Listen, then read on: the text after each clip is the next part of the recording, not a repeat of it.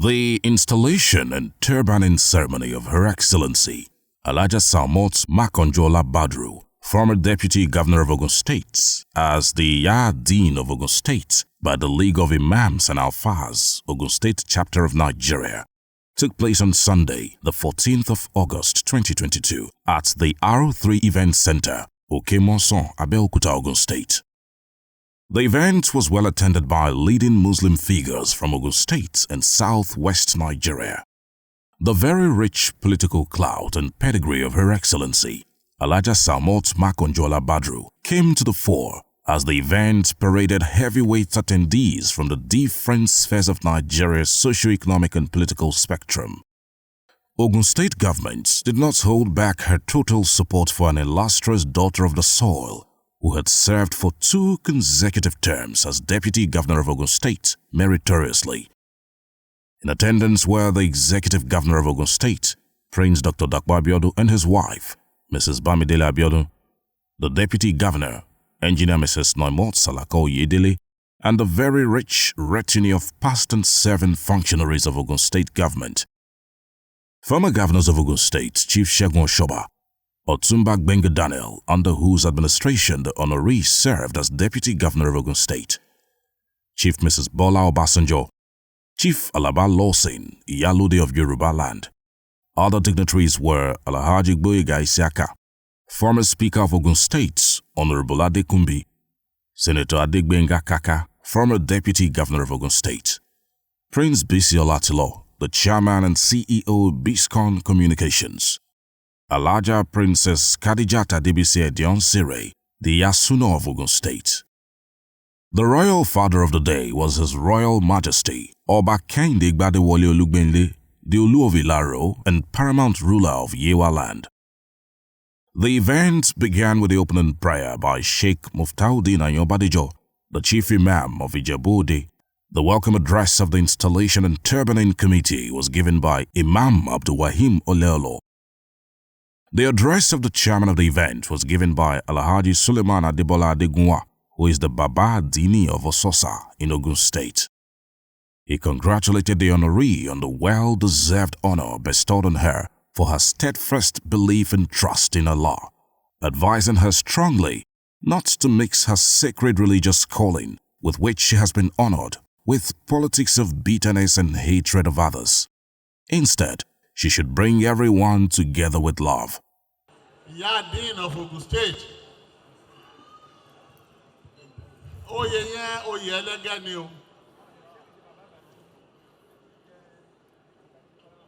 Ọ̀nà méjì ni èèyàn lè joyè k'Ọlọ́run kó dìímú.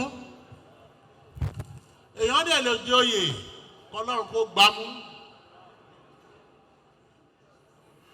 Ó wá kù ètèyàn fẹ́ òun ló máa ṣúùsì nínú ẹ̀. Ṣé k'Ọlọ́run dè òun mú ni àbí k'Ọlọ́run kó gbá òun mú? Ẹni tó bá dẹ̀ máa jẹ́ k'Ọlọ́run kó dè òun mú aṣòdodo, ajókòó ti ẹ̀sìn, a máa ṣe nǹkan torí Ọlọ́run, a gbé politics sẹ́gbẹ̀ẹ́ kan. The highlight of the event was the presentation of the Adeen designate of Ogun State before her formal turbaning. She was led by Alhaja Princess Khadijat Adebisi Edion Sire, the Yasuno of Ogun State, before the turbaning proper. The Adeen designates greeted Governor Dapo Abiodun, Otumba Gbenga Daniel and others on the high table and got ready for the formal turbaning. Salimot Badru.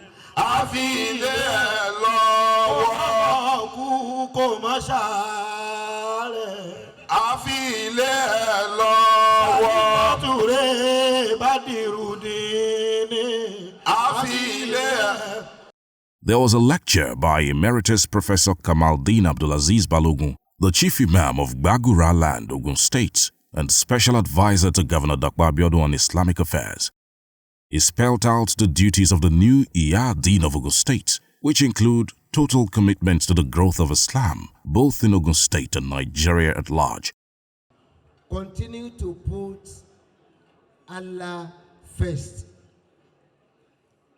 Continue to put Allah first.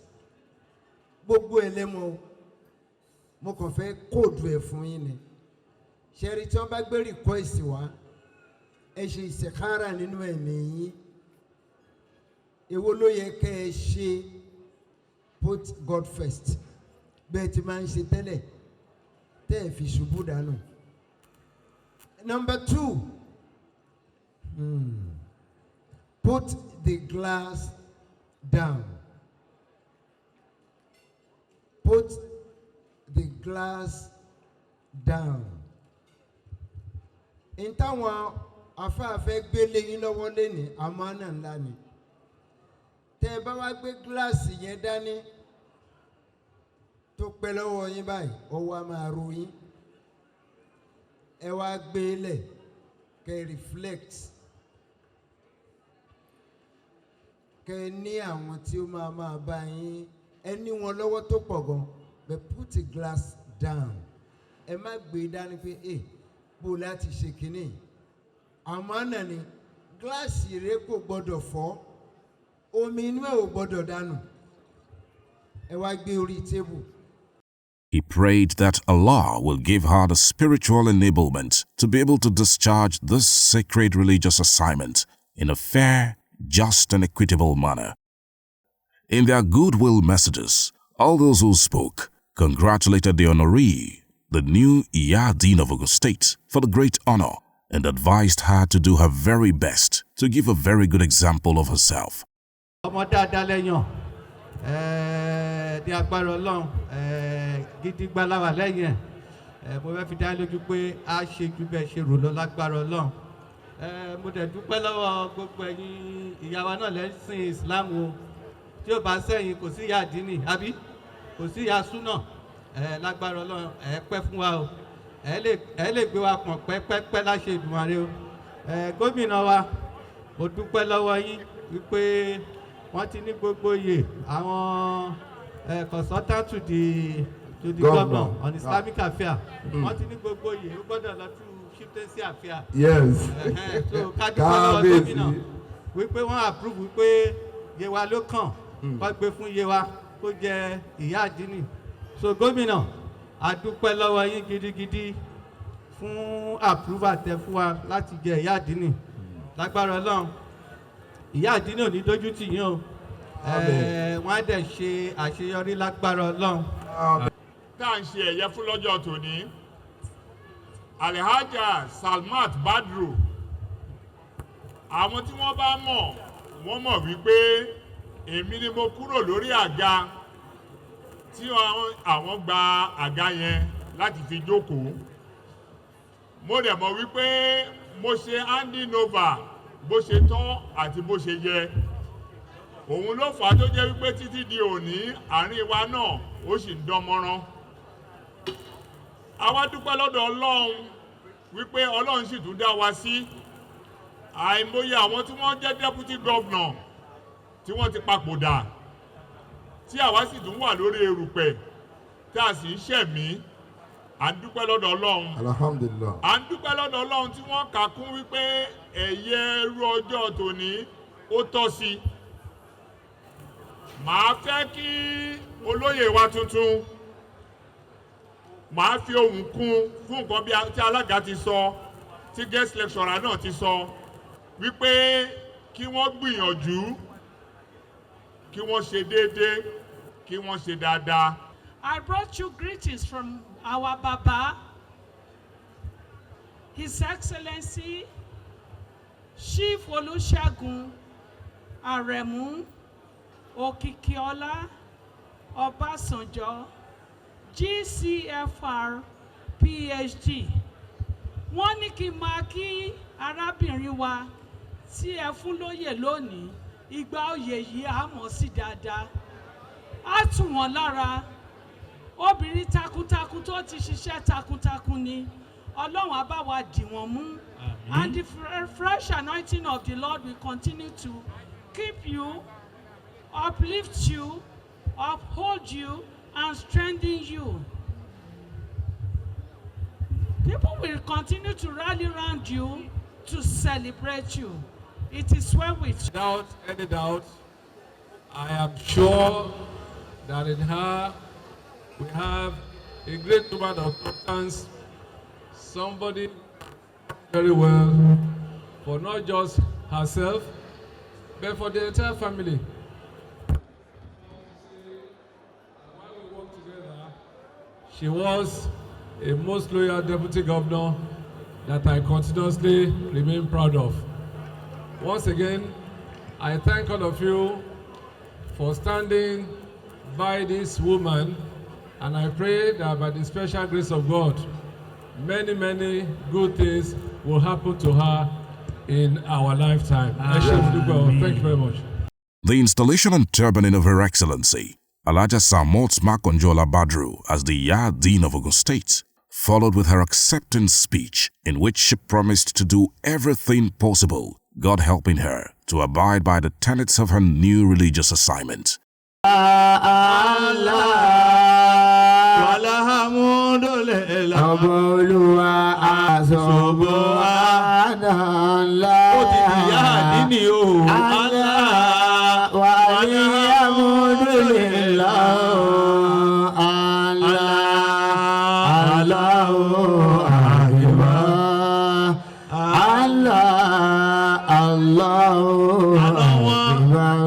Mo ti gbọ́ nǹkan tí chairman of today's occasion tán sọ, mo dẹ̀ ti gbọ́ nǹkan tí the guest lecturer náà tán ti sọ.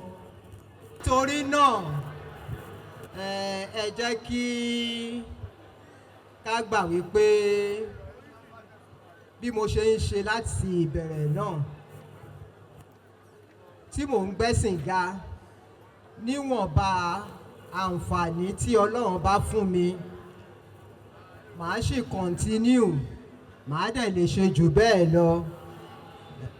Ẹ̀yin bàbá, ẹ̀yin náà lẹ máa gbàdúrà náà, kẹ́ máa fún mi ládùúrà lójoojúmọ́ pé kí Ọlọ́run ọba kó ràn mí lọ́wọ́, kó kọ́ mi mọ̀ ọ́ ṣe, kí Ọlọ́run ọba kó fún mi ní the health, ìlera láti continue láti máa ṣe, kọ́lọ́run ọba ń kọ́ kó dẹ̀ bùsápò. Tí Ọlọ́run ọba bá ti ṣe gbogbo mẹ́tẹ̀ẹ̀ta yẹn, tẹ̀yìn ẹ̀yin bàbá wa tẹ̀dẹ̀ ń fún mi ládùúrà tí gbogbo ẹ̀ ń lọ déédéé, àti gbẹ́sìn ga òṣòro lágbọ́rọ̀ Ọlọ́run, màá continue, màá dẹ̀ ṣe ju bí mo ṣe ń ṣe yìí lọ. In his remarks, Governor Dapo Abiodun of Ogun State congratulated her as a pride to Ogun State and women at large. He promised that he and some of his friends will be responsible for the construction of the Secretariat of the League of Imams and Alfaz of Ogun State in a record 9 months. Alhaja Salimot Makanjuola Badru, I want to congratulate you on behalf of my family, the entire people of your state, which you served very meritoriously as Deputy Governor for 8 years. I do not have a doubt that your choice as the Adeen of Ogun State is a very deliberate one by the League of Imams. And it speaks to your very amiable self, the virtues that you possess. You are a woman of integrity. You are a woman of selflessness. You are a woman of humility. You are a very reliable woman. You are a very dependable woman. You are a very consistent woman. And above all, you are a woman who has studied and understands the Quran. And you continue to lead Islamic and Muslim women. I believe these and many other virtues are why the League of Imams decided to bestow you with this honor. I can only pray for you that with this, you will remain even more committed and more motivated to continue to do what you've done so that God can continue to bless you. The grand events ended with the performance by the Waka Queen, Salawa Beni. ọ̀rọ̀ balẹ̀ àdìjọ́. Salimot olóore bá gbàgbé. Badru ẹ̀tọ́ ní káàrán létí. Àgbàṣeré máa wọ bẹ́ẹ̀. Ẹni àṣọre fún. Ìyá àdínì ó pẹ́ títí àmọ́ rírì oore.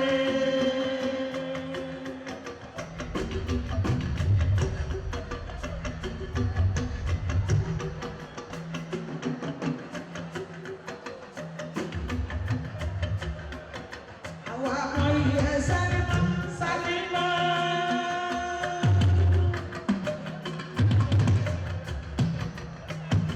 Ìyá àsìnà oyè wa.